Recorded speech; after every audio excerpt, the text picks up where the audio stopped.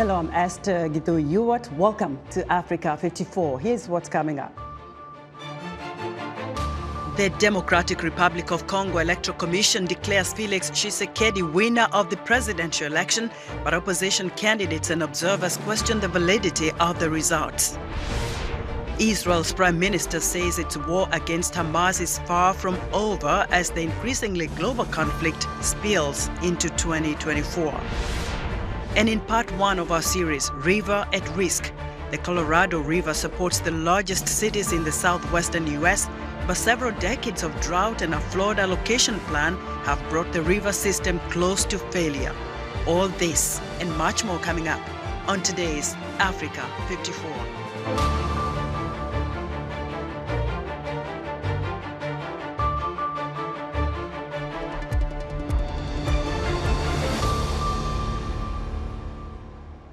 People worldwide welcomed the year 2024 with fireworks, celebrations, and excitement for what's to come. From New York City's famous Times Square ball drop to the African continent, VOA's Anthony Labruto takes a look at how the new year is being celebrated.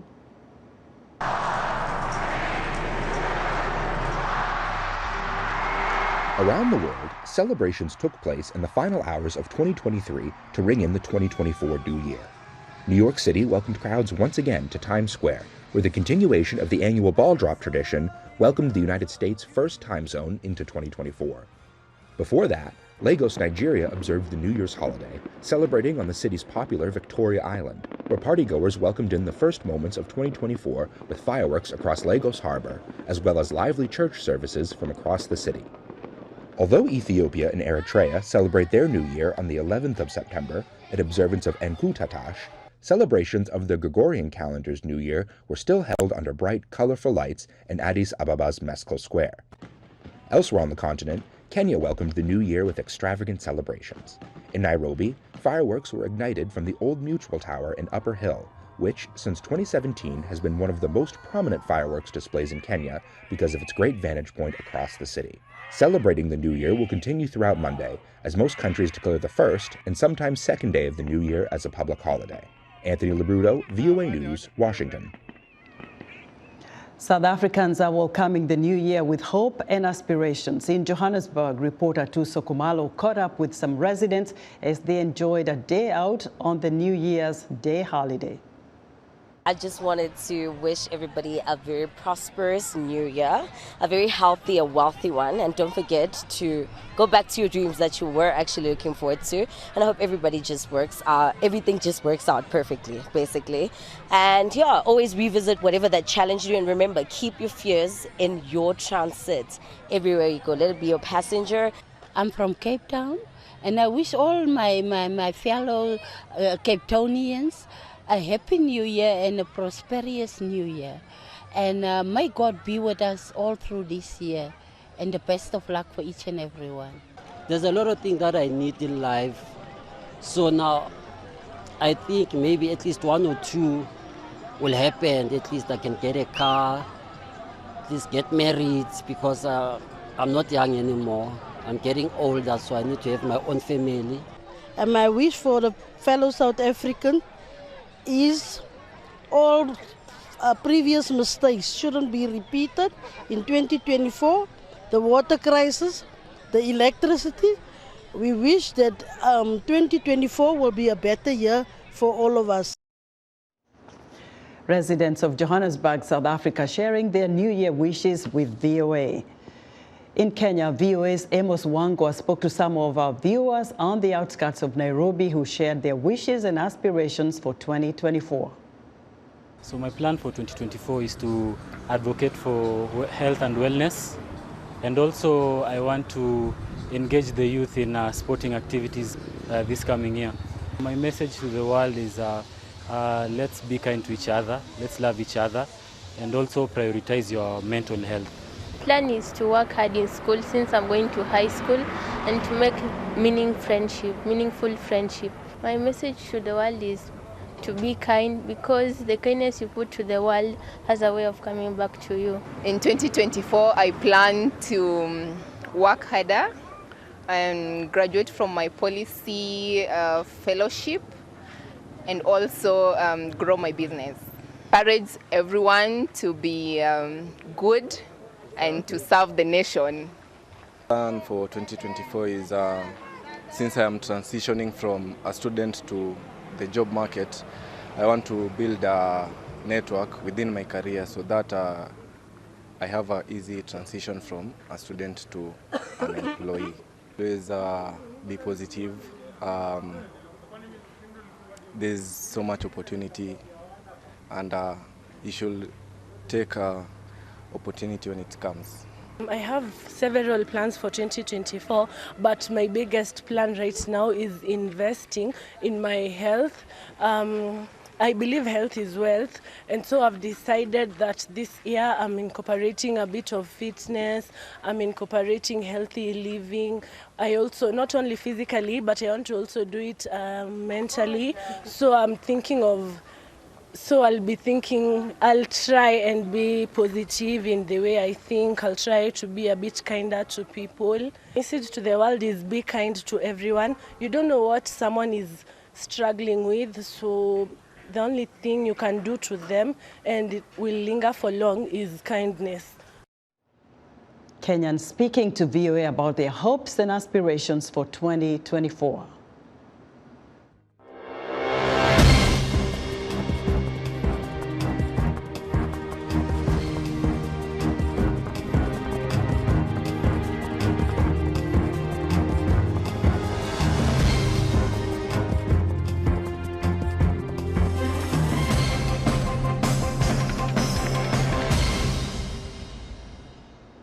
In the Democratic Republic of Congo, initial results of the December 20th presidential election were announced Sunday in Kinshasa. An incumbent, Felix Tshisekedi, has been re-elected president with more than 70% of the vote, according to the country's election commission. VOA's Paul Ndiho has more. Dennis Kadima, the chairman of the Electoral Commission, announced Sunday that President Felix Tshisekedi won, garnering 73% of the vote. Tshisekedi Chilombo Félix Antoine, candidat indépendant, avec 13 215 366 voix. President Tshisekedi is promising to never betray his country after being re-elected for a second term in a fiercely contested election. Sauf votre patriotisme. I would like to assure you that this second mandate that you have granted me will be dedicated to more action for the materialization of these commitments, to the blossoming of these initiatives, with the maxim of never betraying Congo. Some of Tshisekedi's main challengers are calling for a runoff of both the presidential and legislative elections. They are accusing the Electoral Commission of allowing the vote to be tipped in the president's favor. Logistical setbacks, an election overrun, and an opaque vote count are fueling a dispute that threatens to further destabilize the country. Second place finisher was Muhizi Katumbi, who received 18% of the vote, and Martin Fayulu, who received 5%, finished third. Nobel Peace Prize winner Denis Mukwege, a physician renowned for treating women brutalized by sexual violence in eastern Congo, received less than 1%. About 18 million people voted in the election, which had a turnout of more than 40% according to the Electoral Commission. Candidates opposing the results have 2 days to submit their claims, and the Constitutional Court then has 7 days to decide. The final results are expected on January 10th, and the president is expected to be sworn in at the end of the month. Paul Ndiho, VOA News, Washington.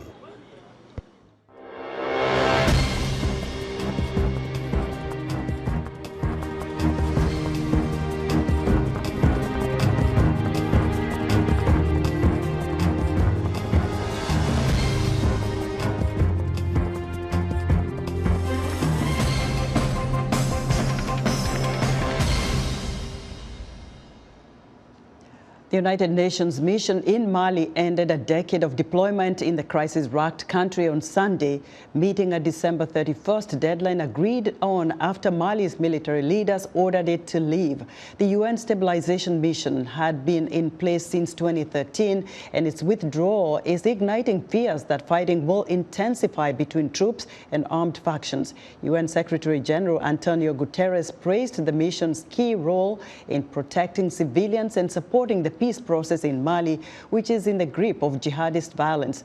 Mali's ruling junta, which seized power in 2020 in June, demanded the departure of the mission, which for the past decade has maintained around 15,000 soldiers and police in the country. 2023 marked the 55th anniversary of relations between Taiwan and the small landlocked country of Eswatini in the southern part of Africa. VOA's Nokukanya Musi examines why Eswatini has continued to recognize the government of Taiwan instead of China. Eswatini is the last remaining African country that maintains diplomatic relations with Taiwan. It's one of only 12 nations, along with the Vatican, to have diplomatic ties with Taiwan, an island nation Beijing considers to be a part of China. We both benefit a lot. For Taiwan, we have Eswatini as a very strong supporter for our international participation. And Taiwan is a responsible member of the international community. Eswatini, which is also called Swaziland, continues to lobby for Taiwan's international recognition. Taiwan, on the other hand, continues to send millions of dollars in foreign aid and investment in funding schools, hospitals, businesses, rural electrification, and infrastructure projects such as a new airport. But the relationship with Taiwan has come at a price. In 2020, China banned imports of sugar from Eswatini, which is one of the country's main exports.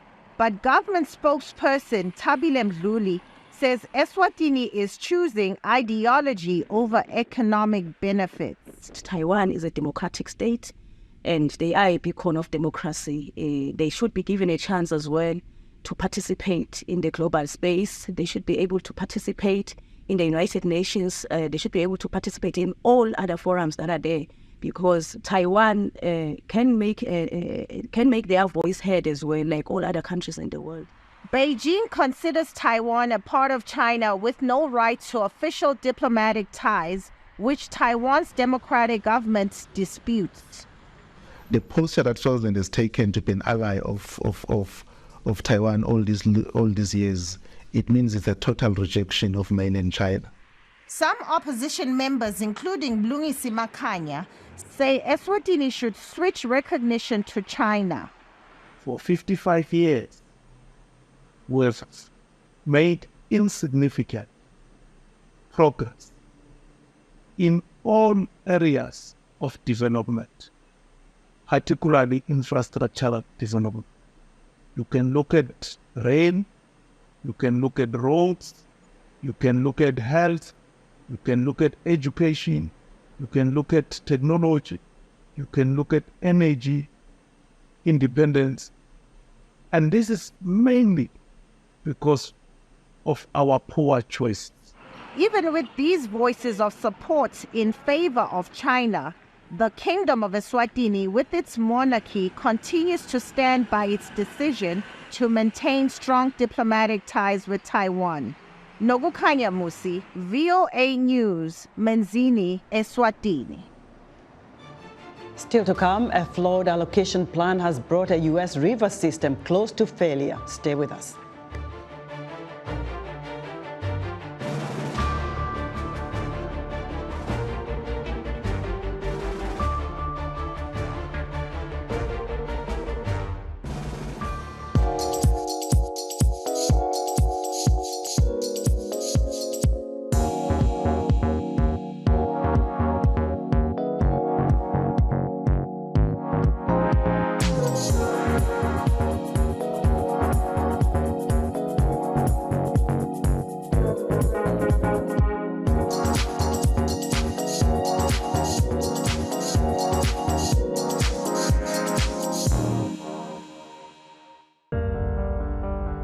times of change, when the world seems uncertain, and what we hear doesn't reflect what we see, we seek the truth.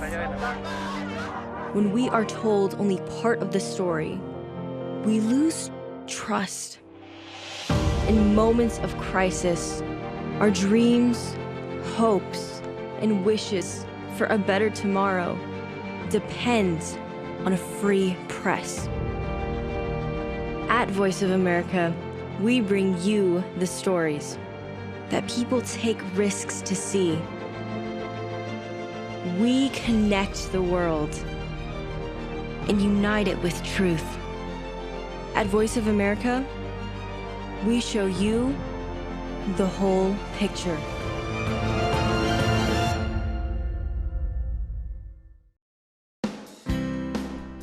Health, wellness, sport, beauty, medical breakthroughs. Healthy Living cares about your well-being. What are the main health concerns in Africa and around the world? Find out the latest on coronavirus. Connect with our experts and ask them questions. How long does the virus stay? Join me, Lino Khmoudou, in Washington, every week on Healthy Living, right here on VOA.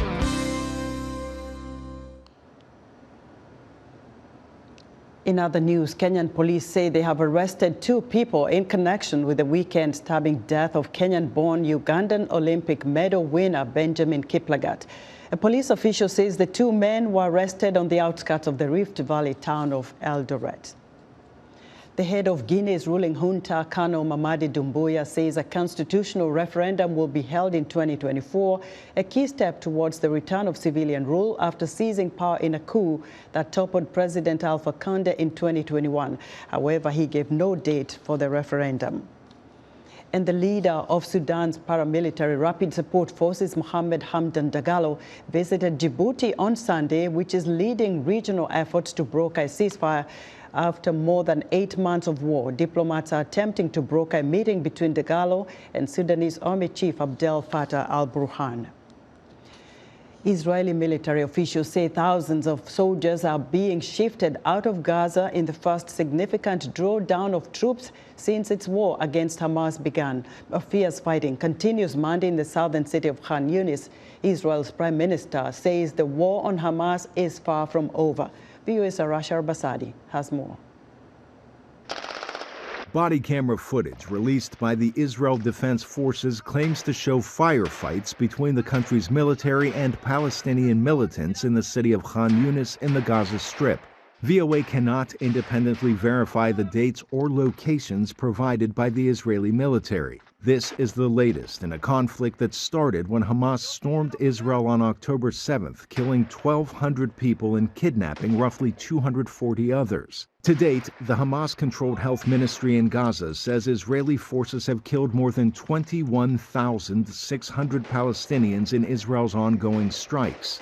And while much of the world has called for a humanitarian ceasefire to bring aid into Palestinian territories, U.S. President Joe Biden has so far resisted pressuring his Israeli counterpart to act to stop the fighting. Israeli Prime Minister Benjamin Netanyahu held a media briefing over the weekend in which he said the war is in full swing, but warned it will continue for many more months. He also spoke of threats posed by Iran. The Islamic Republic backs Yemeni Houthis, a group the United States formerly designated as a terrorist organization.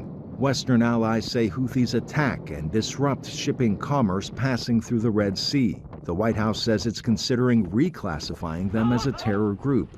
Congressional Republicans say the White House needs to do more to curb Tehran's proxies. This administration has been very timid in responding to escalations by Iran. In order to be able to address this, they're going to have to look at operations into Yemen where the capabilities are resident, where Iran continues to reload them as they attack commercial shipping areas and put at risk U.S. military. U.S. Central Command said the Navy destroyed Houthi boats whose crews attempted to board a container ship in the Red Sea. And the Israeli military this week claimed to have intercepted what it described as a hostile aerial target and content that VOA cannot independently verify. As smoke rose over northern Gaza Sunday amid Israel's continued campaign in the enclave, 2024 looks to hold more bloodshed in Palestinian territories as Israel stands by its stated goal of eradicating Hamas and a growing cast of actors enters the theater of war. Arash Arabasadi, VOA News. The Colorado River supports the largest cities in the southwestern United States and a large percentage of the nation's agriculture. But a 23-year-long drought and a flawed allocation plan have brought the river system close to failure. Matt Debo has the first story in our 5-part series, River at Risk. Dust rises from parts of Lake Mead. There's been a dramatic loss. We've lost over 70% of the lake. Some areas are just unrecognizable to me. Lake Mead, a reservoir in Arizona and Nevada, is fed by the Colorado River and provides water for some of the largest U.S. cities and farms. It has become the most visible symbol of a looming environmental disaster faced by western states. Here at Hoover Dam, it's easy to see just how low the water levels have reached after 23 years of drought. The top of the white ring is where water once reached during plentiful water years. Now the water level has dropped almost to the point where it would no longer be able to pass through the dam to the tens of millions of people who depend on it. The Colorado River begins as snowmelt in the Rocky Mountains and flows over 2,000 kilometers through 7 U.S. states and 2 Mexican states to the Gulf of California. In addition to Hoover Dam, there is a second massive dam and reservoir at Glen Canyon. A system of aqueducts and pipes delivers water throughout the Southwest, allowing cities like Los Angeles, Phoenix, and Las Vegas to grow, and agriculture to flourish in the desert. Use of the river's water is governed by an agreement between states signed in 1922 called the Colorado Compact. States along the river are grouped into an upper and lower basin, with each allocated the same amount of water per year, 7.5 million acre-feet. An acre-foot is the amount of water it takes to fill a 1-acre area to a depth of 1 foot.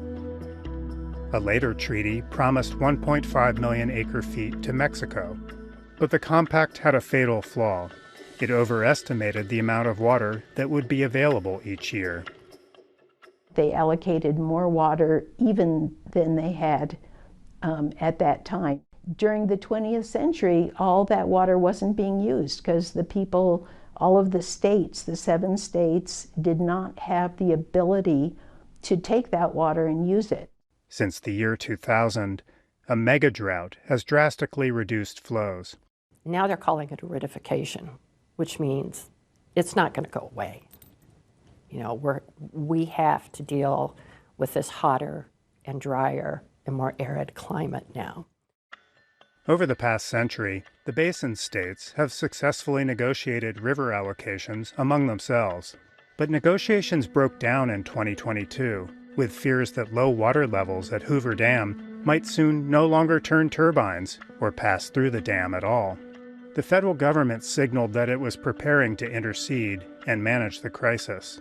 In the Colorado River Basin, more conservation and demand management are needed, in addition to the actions already underway. In May of 2023, the basin states ultimately agreed to the government's demand to begin conserving nearly 1/3 of the average annual flow. Will the cuts be taken mostly by cities that continue to sprawl despite the worsening crisis, or by farmers who currently use 80% of the water? And where does this leave Native American tribes, who continue to fight for access to water they've long been promised? Or Mexico, where the end of the river barely supports a struggling ecosystem? In the parched landscape of the Southwest, the struggle over a dwindling Colorado River promises a future of complex negotiation and adaptation. Matt Dibble, VOA News, Boulder City, Nevada. The Colorado River supports the largest cities in the southwestern U.S., and one of them is way ahead in adapting to a drier future. On Tuesday, Matt Debo has the second story in our series, River at Risk. The history of Black cuisine is rooted in the creativity and resourcefulness of enslaved people who transformed scraps into flavorful meals. Now, these dishes are characterized by slow cooking, tender textures, and a perfect balance of spices. VOA's Genia Dulot has more from Los Angeles.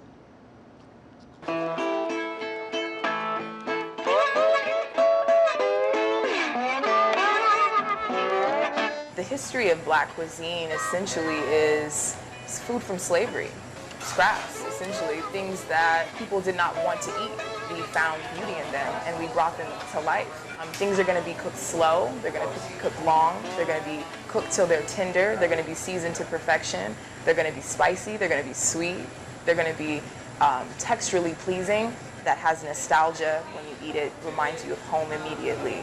You know, these are the things that shape our food. Our family, we grew up eating bacon, turkey sausage, eggs, and grits would be kind of the hearty part of the breakfast that'll keep you full for a couple of hours. This is our triple cheese mac daddy, which is our take on a macaroni and cheese, which is a traditionally Southern dish. It's considered soul food at its core. I still eat soul food. Are you kidding me? Mac and cheese, yams, string beans, collard greens. Oh yeah, but yeah, my mom, I was brought up on soul food. I was brought up on soul food.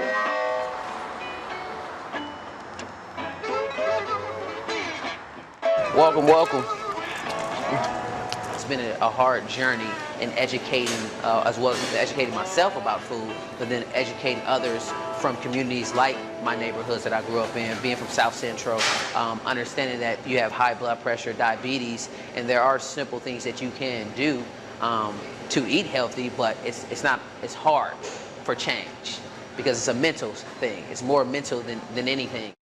In the midst of survival, we've created this beautiful cuisine, but also have kind of fallen short on actually giving us the proper nutrients that we need, which is where I feel like I come in as a chef, providing a different perspective of what our soul food is by simply, instead of fried chicken, giving fried cauliflower. Something just as simple as that can have someone thinking, oh wow, maybe I don't need this chicken, maybe I don't need the fat from the chicken, maybe I can actually have a vegetable fried. In the neighborhoods that we put our restaurants, they're food deserts, so you can't find a salad for miles. But then you put our restaurant here and you can get a salad just here in the middle of a less fortunate neighborhood. So it's really, the mission is to create a food oasis for people to actually come and enjoy food that tastes like home, but not necessarily something that is hurting them in the long run, something that can have them feeling uplifted, vibrant when they walk out of the door, opposed to tired, sleepy. So.